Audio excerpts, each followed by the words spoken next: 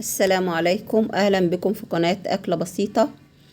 يا جماعة احنا بنعمل سلسلة للاكلات الاقتصادية اللي ممكن يعني هي برضك هتدفع فيها فلوس، بس مثلا مش هتبقى غالية، برضك هنأكل عيالنا بروتين وكده. هعمل يا جماعة بطاطس، هحشيها، بدل انا كنت الاول بحشيها لحمة معصجة وكده، واحط بقى برضك فيها خضار، وكانت بتبقى طعمها في منتهى الجمال. دلوقتي هنعملها عندي قطعة فراخ كده، هي نص الصدر. هقطعها واعملها واحشي بيها البطاطس دي.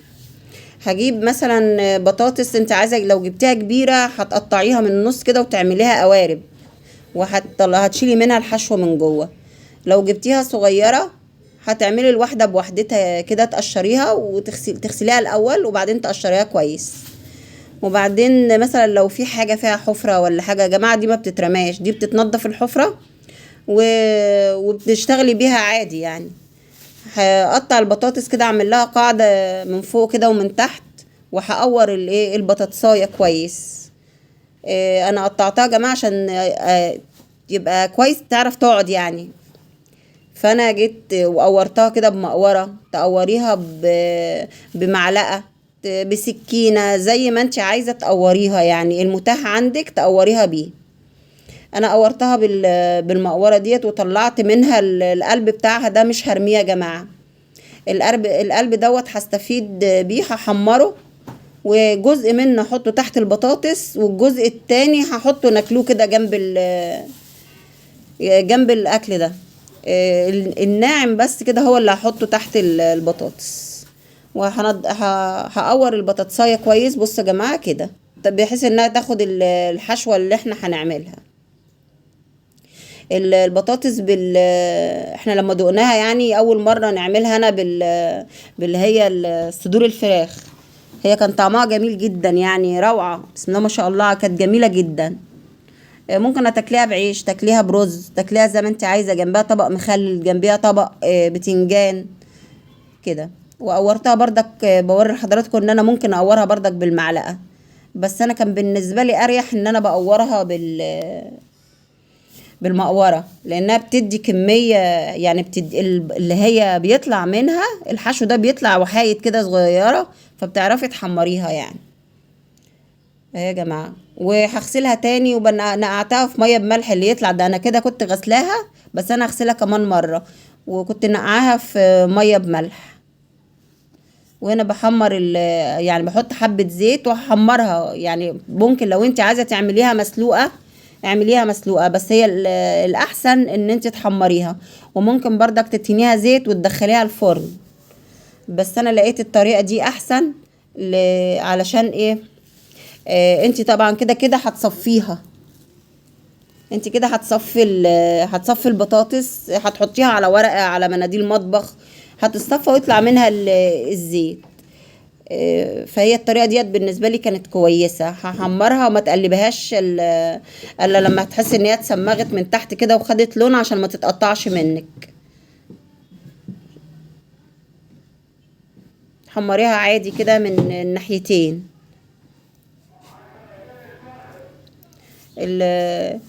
كمية الزيت ديت يعني يا جماعة تعتبر مناسبة، لا هي كتير ولا هي شوية. وكمان انا بصوا يا جماعة، لو انتي قلبتيها قبل ما تاخد يعني تتحمر من تحت، ممكن تتفتح منك، فانت تصبري عليها شوية، وما تقعديش تقلبي فيها كل شوية.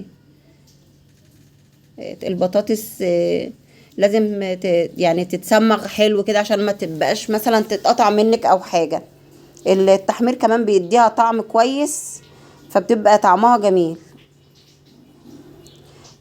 هي يا جماعة انا كنت حطاها في ملح، لازم برضك تحطيها في حبة ملح كده. برضك يعني مش هيعتبر حدقها، لان انت هتملحي العصاج كمان عبال ما تخلصي تقويرها، ما تبقاش سودت.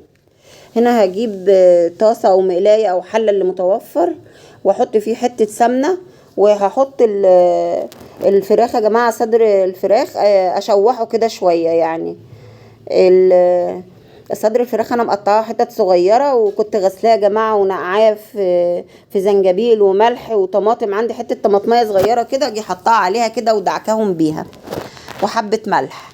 هسيبهم الاول يتشوحوا. انا ما بحبش احط البصل الاول يا جماعه، بحب احط الفراخ الاول، علشان ايه يعني برضك احتياطي ما يبقاش فيها زفاره ولا حاجه. لما بتطيب كده الفراخ بيبقى ما فيهاش زفاره، ريحتها جميله يعني، مش وحشه.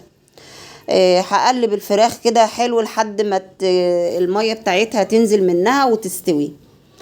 وبعدين انا عندي البصل مقطعاه صغير، هحطه عليها واقلبه بردك تقلبتين، واحط معاه حبة فلفل اسمر.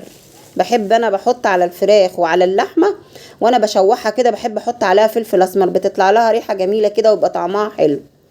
وديت يعني اتن اقلبها كده شويه. ومحضره بردك يا جماعه بسم الله الرحمن الرحيم، اللهم صل على سيدنا محمد.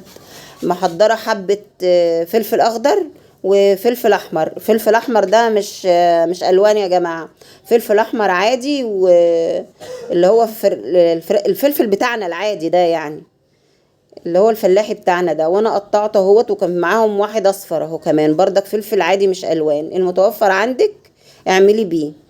واحطه مع بعضه كده واقلبه تقليبتين، مقطعاه صغير خالص يا جماعه.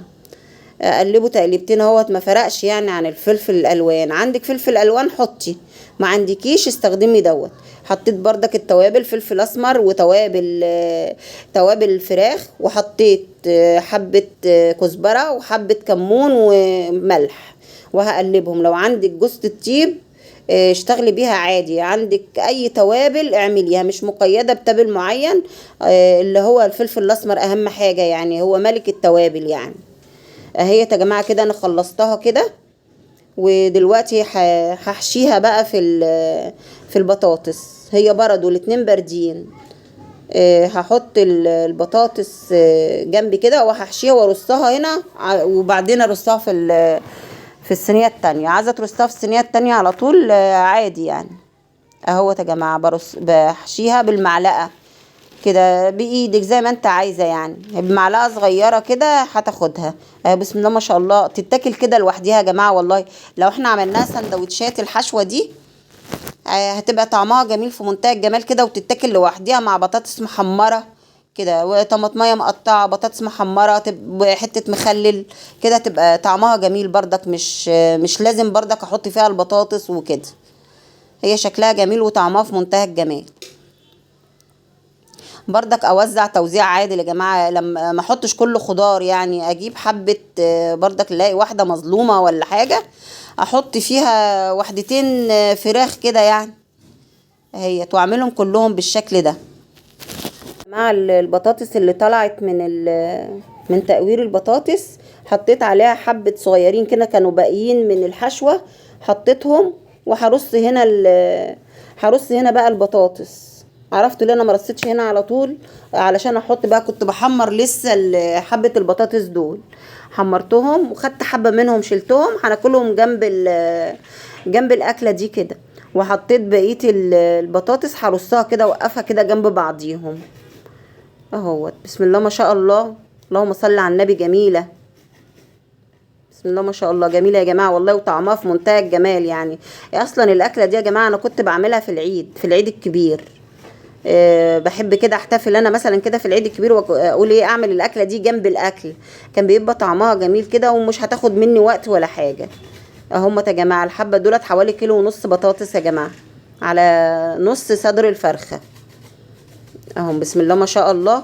واكلنا عيالنا فراخ، واكلنا بطاطس، واكلنا خضار يعني، نشويات وبروتين يعني، وسكريات يعني، حاجه كويسه يعني اهوت. بسم الله ما شاء الله. هحط عليها بقى، انا ضربت في الخلاط الطماطم دي، وهحطها عليهم، ازقي بيها البطاطس من فوق. ده حوالي نص كيلو طماطم يا جماعه، هسقي بيها البطاطس من فوق. اتبلها بردك الطماطم دي لوحديها، احط عليها حبه فلفل اسمر وحبه ملح، حبه مرق الدجاج كده يعني، وحبه كمون شويه صغيره يعني، بردك كل حاجه اديها حدقها لوحديها. بس بردك ببقى عامله حسابي ان التاني متحدق يعني، في ملحه يعني مملح اهو، بص حبه ملح صغيرين، لان انا عامله حسابي ان الحاجات كلها متملحه. هقلبهم وهحطهم فوق، مش هحط هنا سمن ولا زيت ولا اي حاجه تاني، كفايه اللي في التحمير وكفايه اللي في الفراخ. يا جماعه انا دقتها لقيتها باسله شويه، هحط لها كمان حبه ملح بس. وافضيها بقى افضيها على البطاطس وهدخلها الفرن. لو انت مستعجله ممكن تطيبيها شويه فوق على البوتاجاز من فوق، لكن انا كان لسه عندي وقت، وكنت حاطه برام رز كمان جوه البوتاجاز يعني، فكان لسه عندي وقت، فحطيتها كلها في البوتاجاز، في فرن البوتاجاز.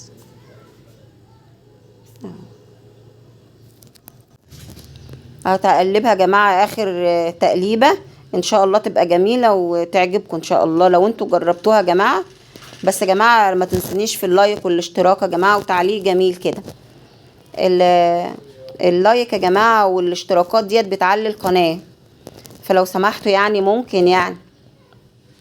وهحط بقى الطماطم دي يا جماعه ما بحبش اسبكها، طماطم بس كده مضروبه في الخلاط علشان ما تعملش بقى حرقان في الصدر والحاجات دي. في ناس بتسبك الطماطم وتحطها، انا ما بسبكهاش وما بحطلهاش توم بردك، بحطها كده بس.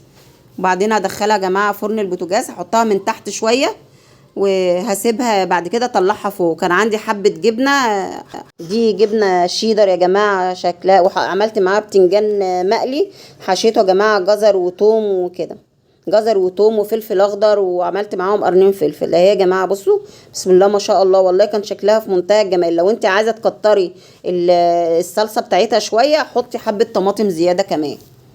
ودي يا جماعه كانت اكلتنا النهارده، وبالهنا والشفا، والسلام عليكم ورحمه الله وبركاته.